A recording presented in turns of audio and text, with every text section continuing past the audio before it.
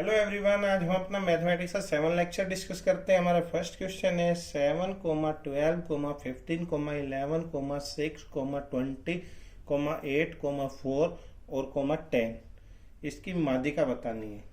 ठीक है भैया। तो देखो, सबसे पहले जब भी माध्यिका पूछे तो वो पूछता है मीडियन। और मीडियन के लिए क्या होता है भैया, सबसे पहले जितने भी वैल्यू दी हुई है ना, इनको असेंडिंग ऑर्डर में लगाते हैं। असेंडिंग मतलब आरोही क्रम, मतलब सबसे छोटी, फिर उससे बड़ी, फिर उससे बड़ी, फिर उससे बड़ी। ठीक है।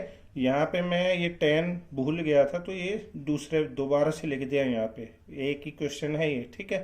तो देखिए 4, सबसे छोटी 4, फिर क्या आएगा 6, फिर क्या आएगा देखो 7, फिर क्या आएगा 8, फिर क्या है 10। देखो ये वाला और के बाद में 10 लिख रखे है ना, तो ध्यान नहीं जाता इधर, इसलिए रॉन्ग हो गया था यहाँ पे।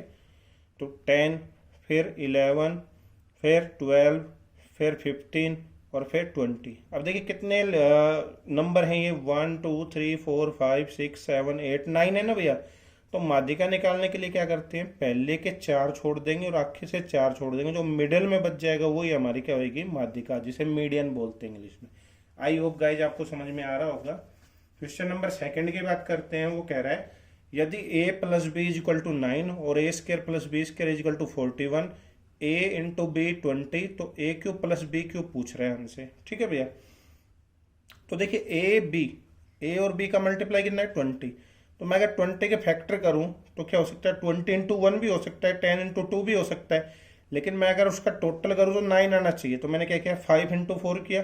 देखो 5 इंटू 4 करेंगे 20 आएगा, और 5 में 4 ऐड करेंगे तो कितना आएगा 9।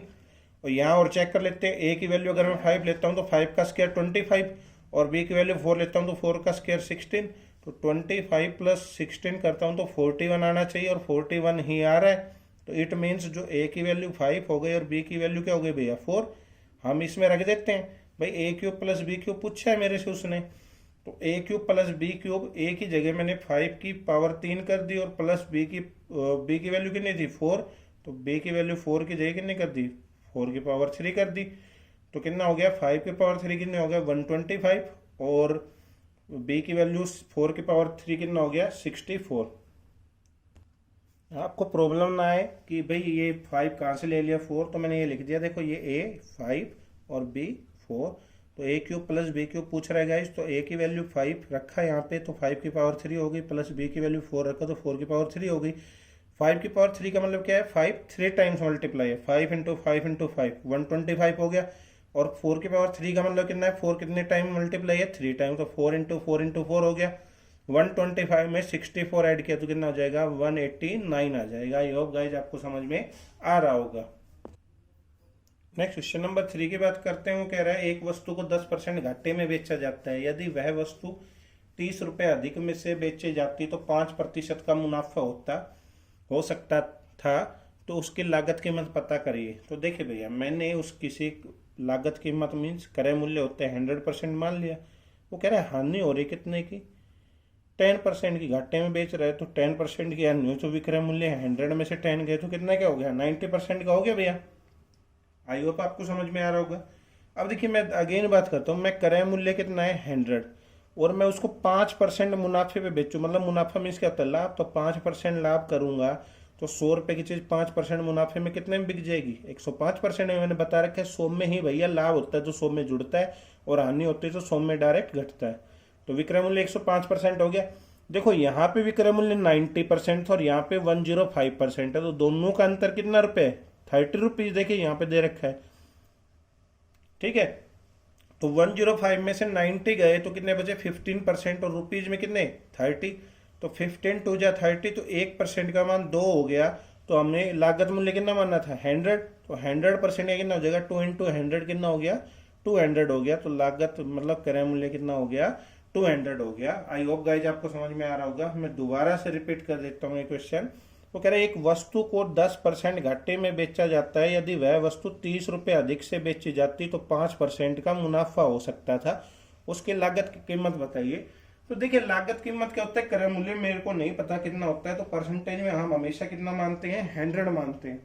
तो मान लिया भाई लागत कीमत या क्रय मूल्य 100% था उसका, 100 मान लिया और कितने परसेंट के घाटे पे बेचा उसने, 10% का, तो हानि 10% की होगी, तो विक्रय मूल्य मतलब 100 में से 10 गए तो 90% हो गया।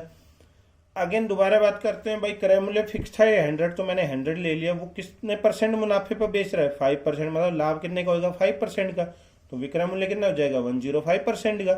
तो देखिए पहले 90 रुपए की बेच रहा था, अब 105 की, तो टोटल लाभ कितने का हो गया, 15 रुपए का हो गया ना, और रुपीज में कितना क्या हो गया, 30 रुपए का, तो 15% की वैल्यू 30, तो 15 टू जा 30, 1% की वैल्यू 2, तो 100 की कितनी हो जाएगी भैया, 100 इंटू 2 कितना हो गया, 200 रुपीज आंसर आ जाएगा। आई होप गाइज आपको समझ में आ रहा होगा। क्वेश्चन नंबर 4 की बात करते हैं। वो कह रहा है एक कक्षा के 40 विद्यार्थियों का औसत 48 किलो है। एक नए विद्यार्थी के भर्ती से वह औसत भार 48.1 किलो हो जाता है, तो नए विद्यार्थी का पता कीजिए वजन। ठीक है भैया, देखिए मैंने बता रखा है कि भाई कुल क्या होता है, औसत इंटू संख्या। मतलब ये समझ लिए कोई 10 लोग हैं और सबके पास 5-5 रुपए, मैं कहता हूँ बताओ टोटल रुपए कितने हुए, तो हम क्या करेंगे 10 को 5 से गुणा करेंगे, 50 रुपए हो गए ना सभी के पास। तो ऐसे ही कुल 40 विद्यार्थी थे भाई, कुल वजन निकालेंगे तो 40 तो विद्यार्थी हो गए, वजन कितना है 48, तो 48 इंटू 40 करेंगे तो 1920, मतलब 1920 किलो आ गया। अब देखो एक नया विद्यार्थी आया है, तो कितने हो गए 40 प्लस 1, 41 विद्यार्थियों का कुल वजन कितना हो जाएगा भाई, 48.1 औसत है, और इंटू में 41 ये हो जाए, गुणा करेंगे तो 1972.1 किलोग्राम आ गया। अब देखिए 41 में से अगर मैं 40 घटा दूं तो नया विद्यार्थी बच जाएगा, तो 1971.1 में से 1920 घटा दिए मैंने, तो 52.1 किलोग्राम बच गया, वही मेरा क्या होगा आंसर। आई होप गाइज आपको समझ में आ रहा होगा। क्वेश्चन नंबर 5 की बात करते हैं। वो कह रहा है ए बी ब्रैकेट में A B minus B square और A square minus B square का एचसीएफ ज्ञात कीजिए। तो देखिए ए बी बी स्क्र है, तो इन दोनों में से बी कॉमन ले लेता हूँ। देखो इसमें भी है और इसमें भी, तो एक बार बी बाहर निकाल लेंगे यहाँ से। तो देखो ये बी को मैंने छुपा दिया, तो यहाँ क्या बच जाएगा, केवल ए बच जाएगा। इधर बी स्क्र मतलब 2 बार बी, एक बार बी जाएगा तो क्या बचेगा बी, तो ए बी कॉमन लेने के बाद में ए माइनस बी बच गया। इधर देखिए इसके फैक्टर करेंगे तो ए स्क्र माइनस बी स्क्र का फॉर्मूला क्या होता है, ए प्लस बी और ए माइनस बी। अब देखो एचसीएफ पूछ रहा है, और एचसीएफ जब भी निकालते हैं ना, तो इन दोनों रकम में जो कॉमन होती है वो एचसीएफ होगा हमेशा, याद रखना। तो दोनों में कॉमन क्या है, ए माइनस बी है सिर्फ, तो दोनों में कॉमन ए माइनस बी है, तो हमारा एचसीएफ क्या आ जाएगा, ए माइनस बी आ जाएगा। आई होप आपको समझ में आ रहा होगा। क्वेश्चन नंबर 6 की बात करते हो। कह रहे पहले 49 प्राकृत संख्याओं का जोड़ क्या होगा, मतलब योग पूछ रहा है। और देखो मैंने नंबर सिस्टम में करवाया भी आपको, अगेन बता देता हूं सॉरी गाइज, तो सॉरी, अगर वो प्राकृत संख्याओं का योग पूछ रहा है तो प्राकृत संख्या किससे होती है, 1 से स्टार्ट होती है और n तक जाती है। तो n की वैल्यू देखो यहाँ अंतिम संख्या n होती है, तो n की संख्या कितनी है 49, तो n की वैल्यू 49 प्लस 1 50/2 कर दिया। ये फॉर्मूला होता है n इंटू n प्लस 1, किसका योग निकालने का, प्राकृत संख्याओं का। तो 2 से इसको काटा तो 2 दूनी 4, 2 पंजू 10, तो 49 गुणा 25 कितने होते हैं 1225। आई होप गाइज आपको समझ में आ रहा होगा। नेक्स्ट क्वेश्चन नंबर 7 की बात करते हैं। ये देखिए ये क्वेश्चन भैया फैक्टोरियल से रिलेटेड है।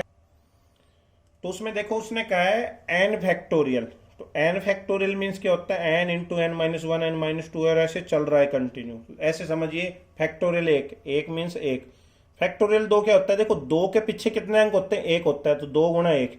3 फैक्टोरियल का मीन्स क्या होता है, ये चिन्ह है देखो, ये डॉट लगा के नीचे 1 लिख के अगर डॉट लगा दिए फैक्टोरियल का साइन होता है।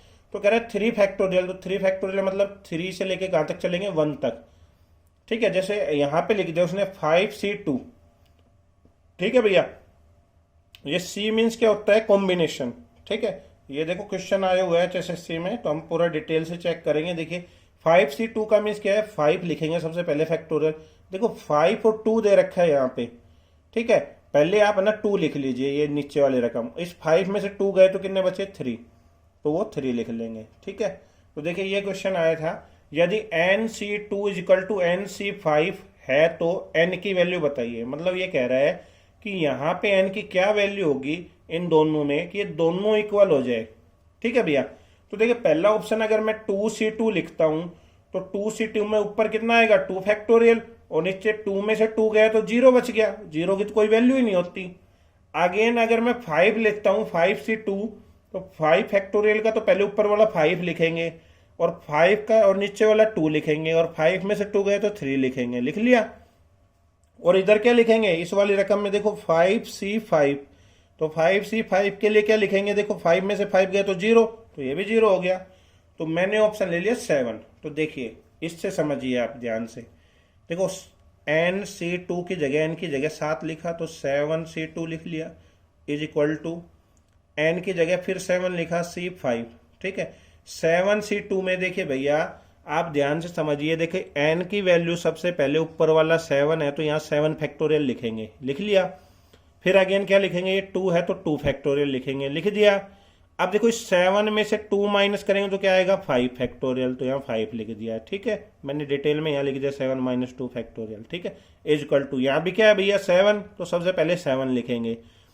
फिर क्या है देखो 5 नीचे तो 5 लिखेंगे, फिर 7 में से 5 गए तो 2, तो देखो 7 फैक्टोरियल 2 फैक्टोरियल, 7 में से 2 गए 5 फैक्टोरियल, इधर भी 7 फैक्टोरियल और 5 फैक्टोरियल, 7 में से 5 गए तो 2। देखो दोनों रकम इक्वल हो रही है या नहीं, और दोनों इक्वल हो रहे तो एन की वैल्यू जो हमने 7 लिया वो हमारा क्या है, राइट है। तो आई होप गाइज आपको समझ में आ रहा होगा। क्वेश्चन नंबर 8 की बात करते हैं। वो कह रहे हैं ट्रायंगल है एक ABC, त्रिभुज ABC में O परिकेंद्र है। यदि एंगल BOC 130 डिग्री हो तो एंगल BAC बताइए। तो देखिए एक सर्कल बना लिया, ये ऐसे मैंने एक त्रिभुज बना ली, परिकेंद्र देखो बीच वाला डॉट है ना, ये O बन रहा है जो, ये परिकेंद्र होता है। तो मैंने इस एंगल से यहां से ऐसे खींचते इसका इन दोनों का कोण समद्विभाजक किया, ठीक है। तो ये कोण यहाँ पे जाके मिलेगा और एक कोण यहाँ जाके मिलेगा। तो देखिए BOC, तो देखो B बीच में क्या रहा है O इसमें और C, तो O वाले को देख के मतलब ये 130 डिग्री कौन सा होगा, ये O वाला, ठीक है। अब आपको एक चीज याद रखनी है, एक थ्योरम होती है कि जो ये वाला एंगल होता है ना भैया, ये वाला एंगल यहाँ पे देखो ये A वाला एंगल बनेगा, ये जो ऊपर यहाँ पे जो एंगल बनेगा ये यहाँ पे ये एंगल इस वाले एंगल, ये वाला एंगल है जो O वाला, वो A वाले एंगल का डबल होता है। मींस देखो ये केंद्र में है, ये सेंटर में है, और ये क्या है सर्कुलर है मतलब कॉर्नर पे। तो जो ये सेंटर वाला एंगल है ना, ये ऊपर वाले एंगल का हमेशा डबल होता है, ठीक है। तो देखो मैंने यहाँ लिख दिया केंद्रीय कोण 2 टाइम्स दूसरे खंड में कोण का। तो देखो यहाँ 130 है, ठीक है, और 2 टाइम्स इसका होगा A का, तो मैंने BAC लिख लिया। तो 2 टाइम्स तो 132 से काटेंगे तो ये कितना होएगा 65। अगर मान लो ये 65 देता और ये पूछता तो ये कितने का हो जाता 130 का। इस बार 130 दिया है तो ये कितना होगा, इसका आधा होगा, तो कितना हो जाएगा 65 का। आई होप गाइज आपको समझ में आ रहा होगा। क्वेश्चन नंबर 9 की बात करते हैं। कह रहे 30 मजदूर प्रतिदिन 8 घंटा कार्य करने से एक काम 12 दिन में पूरा करते हैं। वही काम 24 मजदूर प्रतिदिन 6 घंटे काम करते हुए कितने दिनों में पूर्ण करेंगे। ठीक है भैया, तो देखिए कितने मजदूर है M1 D1 T1 upon W1 equal to M2 D2 T2 upon W2। ये फॉर्मूला होता है, बता रखा है जब भी इस टाइप के क्वेश्चन में। तो M मीन्स आदमी होता है, D मीन्स डेज होता है, T मीन्स टाइम होता है और W मीन्स वर्क होता है। तो देखिए पहले 30 आदमी है, 30 लिख दिया। कितने दिन है 12, कितने घंटे हैं 8, बटे में वर्क 1 कर रहे हैं, बराबर 24 मजदूर है। M2 कितना हो जाएगा भैया 24। कितने दिन कर रहे हैं वो हमसे पूछ रहे, तो D2 लिख दिया। घंटे कितने बोल रहा है 6 अपॉन 1। तो देखो 6 के पाड़े में काट लेते हैं, 6 एकम 6, 6 पंजू 30, 12 एकम 12, 12 दूनी 24। ठीक है, 12 दूनी 24, 2 चौके 8, 5 चौके 20। तो D2 5 गुणा 4 मतलब कितना होगा 20। तो D2 कितना आ जाएगा भैया 20 डेज आ जाएगा, 20 दिन आ जाएगा। आई होप गाइज आपको समझ में आ रहा होगा। क्वेश्चन नंबर 10 की बात करते हो। कह रहा है 5 शिक्षकों से 3 शिक्षकों की कितनी समितियां रची जा सकती है। भैया ये मोस्ट इंपोर्टेंट क्वेश्चन है, ये हर बार पूछ लेता है। इसी के जैसा शायद HPSC में भी आया था। ठीक है, तो ध्यान रखना, मतलब तहसीलदार वगैरह के एग्जाम में। तो 5 में से कितने चूज करने हमें 3, तो 5C3। देखिए अभी थोड़ी देर पहले मैंने आपको C वाला कॉन्सेप्ट यहाँ बताया था 7C2। तो हम क्या लिख रहे थे ऊपर 7 फिर 2 लिख रहे थे, 7 में से 2 घटा के 5 लिख रहे थे ना, देखो यहाँ पे। तो वही कॉन्सेप्ट यहाँ आ रहा है, क्या बोल रहा है 5c3, तो पहले 5 फैक्टोरियल लिख लेंगे, फिर 3 लिख लेंगे, और 5 में से 3 गए तो 2 लिख देंगे डायरेक्ट। ठीक है, तो 5 का मीन्स क्या है, 5 गुणा 4 गुणा 3 तक लिख ले, फैक्टोरियल का चिन्ह लगा देंगे। नीचे 3 फैक्टोरियल फिक्स है, और 2 फैक्टोरियल किस में बदल लेंगे, 2 इंटू 1। तो देखो 3 फैक्टोरियल से 3 फैक्टोरियल यहाँ काट दिया। देखो ये 3 फैक्टोरियल का साइन है, कभी 31 समझ लो इसको। और 2 2 जा 4, 5 इंटू 2 कितने हो गए 10, और नीचे कितना था 1, तो कितना आ गया आंसर 10 आ गया। आई होप गाइज आपको समझ में आ रहा होगा। क्वेश्चन नंबर 11 की बात करते हैं। वो कह रहे हैं एक 3 अंकों वाली संख्या में बीच वाला अंक दूसरे 2 अंकों के जोड़ के बराबर हो तो वह किस इतनी गुणज है, मतलब किसकी गुणज है। ठीक है भैया, तो देखो मैंने संख्या मान ली ABC। ठीक है, वो कह रहा है बीच वाली संख्या दूसरी दोनों अंकों के जोड़ के बराबर है, मतलब बीच वाली क्या हो गई भैया B, किसके जोड़ के बराबर है, A प्लस C के। तो देखिए सपोज किए मैंने A और C को एक एक मान लिया, तो एक और एक मानना, तो वो 2 किसके बराबर हो जाएगा, B के। तो सपोज करो जैसे यहां से क्या आ गया, 121 संख्या आ गई। तो देखो बीच वाला 2 है, और एक को जोड़ो तो 2 आ गया। तो वो संख्या जो 121 आई वो किसके पाड़े में आ रही है, वो 11 के पाड़े में आती है, इसलिए वो किसकी गुणज है, 11 की। तो हमारा आंसर क्या हो जाएगा भैया, 11 हो जाएगा। आई होप गाइज आपको समझ में आ रहा होगा। नेक्स्ट क्वेश्चन नंबर 12 की बात करते हैं। वो कह रहे हैं एक विद्यार्थियों के क्लास में सभी विद्यार्थी विज्ञान और गणित का अध्ययन करते हैं। परीक्षा में 40 विद्यार्थी और 34 गणित विषय में पास हुए। स्वाभाविक है कुछ विद्यार्थी विज्ञान और गणित दोनों में पास हुए थे, केवल विज्ञान में कितने विद्यार्थी पास हुए थे, ये पूछ रहे हैं हमसे। देखिए भैया कुल विद्यार्थी उसने हमें गिवन कितने दिए हैं, 50, 50 लिख लिया। विज्ञान में पास कितने हैं भैया, 40। गणित में पास कितने दिए भैया, 34। अगर मेरे को दोनों में पास निकालना है तो देखिए 40 प्लस 34 को मैं ऐड करूँ तो 74 हो गया, और उसमें से 50 घटा दूँ तो 24 हो गए। ठीक है भैया, तो 24 हो गए। तो आप एक बात बताइए, विज्ञान में 40 पास हुए हैं, कुछ गणित में भी तो हो सकता है इन दोनों में 24 भी इंक्लूड हो। तो अगर मेरे को केवल विज्ञान में, सिर्फ विज्ञान सब्जेक्ट में पास निकालना हो तो मैं 24 इस 40 में से लेस कर दूंगा, तो कितने बच जाएंगे, 16। ठीक है, तो केवल विज्ञान में पास कितने बच जाएंगे, 16। ठीक है भैया, तो ये हमारा यहीं पे क्वेश्चन सोल्व हो गया। ठीक है, अगर आप फॉर्मूले से करना चाहते तो देखो कैसे निकलेगा, A union B is equal to NA plus NB minus A intersection B, ये फॉर्मूला होता है। यूनियन B मीन्स क्या होता है, कुल विद्यार्थी, तो कुल कितने भैया, 50। ठीक है, गणित वाले कितने थे, विज्ञान वाले 40, गणित वाले कितने थे 34, माइनस A इंटरसेक्शन मतलब दोनों में पास वगैरह। ठीक है, तो 74 हो गया यहाँ पे, 40 प्लस 34 74।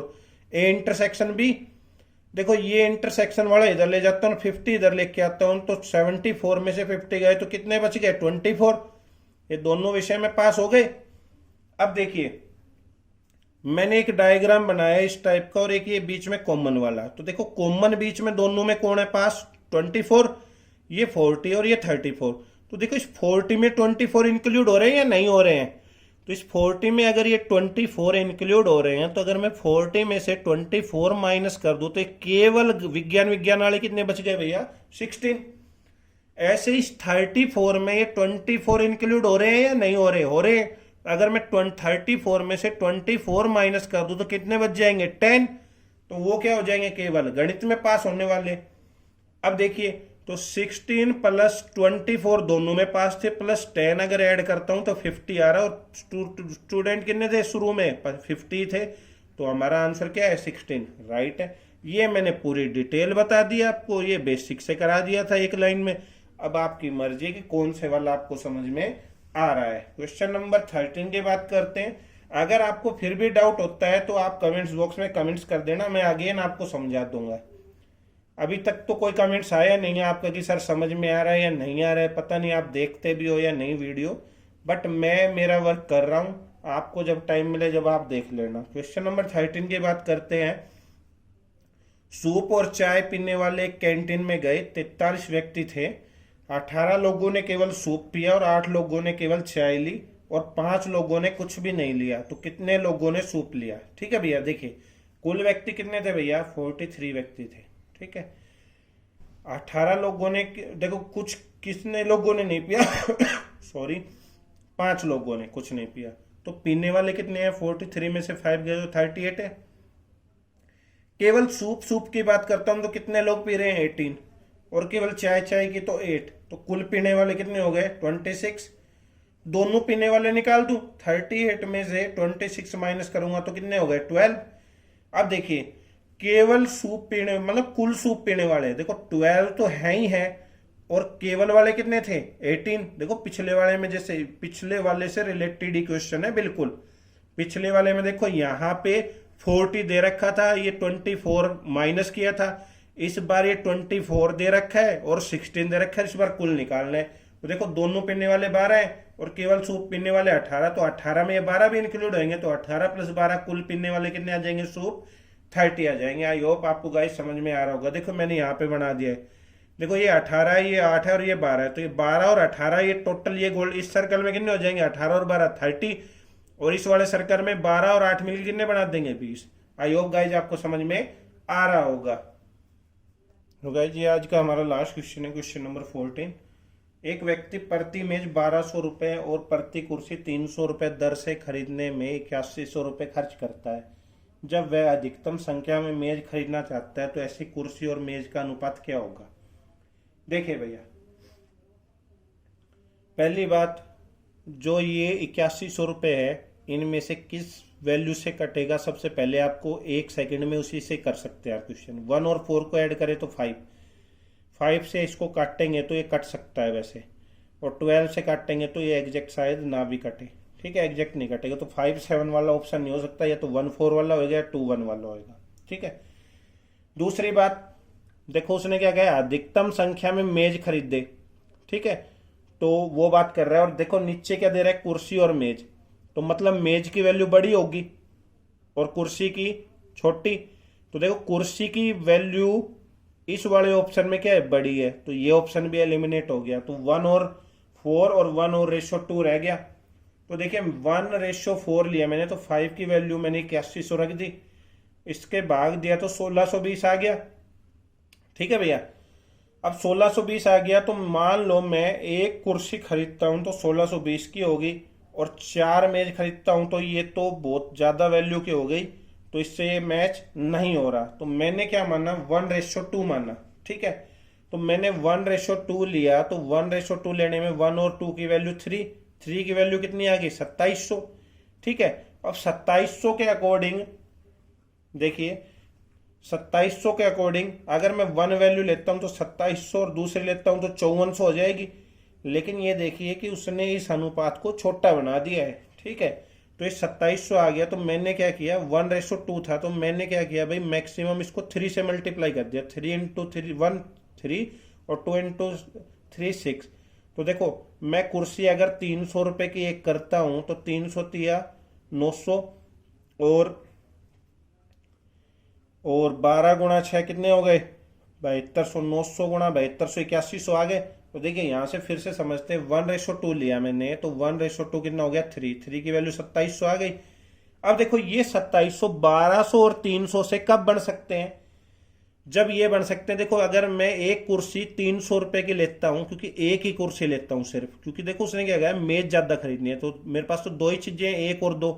तो 300 रुपए की एक कुर्सी तो 300 रुपए हो गए, और 1200 रुपए की 2 मेज, मतलब कितने की हो गए? 2400 की, तो मतलब 2700 आ गए।